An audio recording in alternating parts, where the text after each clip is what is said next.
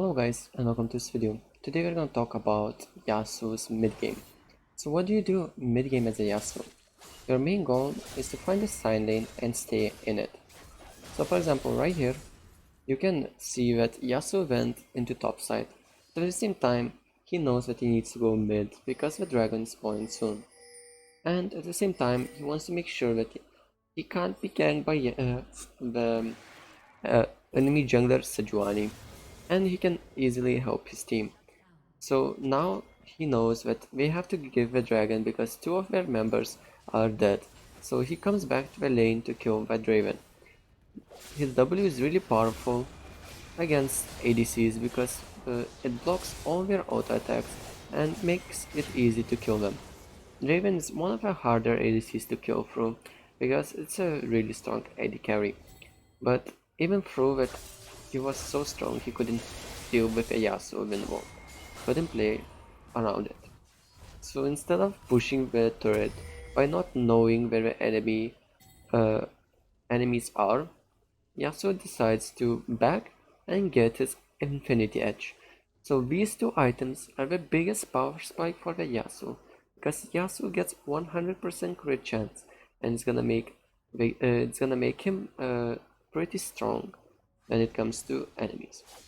So now he's at his highest power spike, and he can delete anyone in the game. So what he does, he uses his power advantage on maintaining pressure top because he wants to open up the map, and the only objective that he can get is the top lane turret. That is most further away.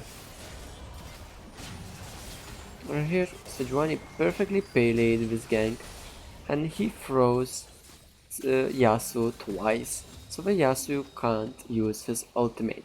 This is only gonna happen in high elo games like this one. In lower divisions, they won't punish you as hard as well.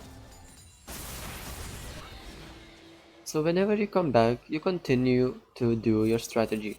Your strategy is to kill the top lane turret, because the top lane turret is your priority.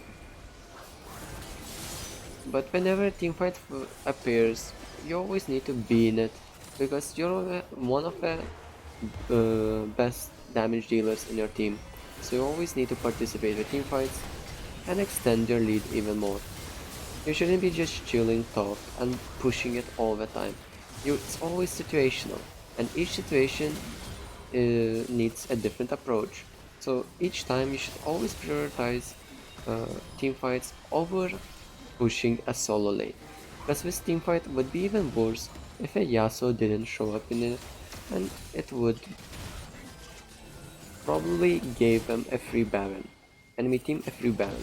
So you always think to yourself, how is my teammates always trolling and I never can get anything done? I can't split push, I can't be in side lane. This is solo queue. This is daily basis. You always need to group your team and try your best to maintain the lead. So right here, Yasuo goes for the pick because he knows that Bart can easily uh, get a pick on enemy champions, and after he hard commits, he just ease out through a minion and survives. Right here, they could easily do Baron, and Yasuo pinged the Baron, but at the same time, they want to deny the enemy dragon, because if enemy team gets the dragon, they gonna win the game 90% of the time. So that's really important. So right now, Yasuo is looking to help his team, at the same time, he's looking how to maximize the CS that he can get.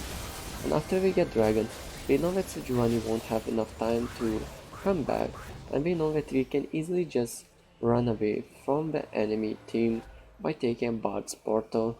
At the same time, we have really fast Baron because Yasuo deals significant amount of damage to enemy team. They find a pick in the enemy jungle, in their own jungle. He's going for the Pantheon, and gets a Pantheon kill. And now he kills everyone by just dashing through the enemies. At the same time, he's not afraid of Draven and he can easily face tank him because he knows that he can block his auto attacks with his W. So right here he continues the objective what he was doing before he needed to join a teamfight, which is finishing the top turret. And now Yasuo is in the great spot and he's building Duck's Dance. He continues to group with the team instead of split pushing because he knows that he is one of the heaviest damage dealers in this team. He would probably be split pushing if it was a different scenario, which is if his team had more damage and they didn't have barriers ADC, for example, they had something consistent damage, which would help the team more than just a poke from barriers. But each game you need to play differently and approach situations differently. So this game he knows that he needs to group and he needs to help the team up. After he resets, he helps team to defend the turrets.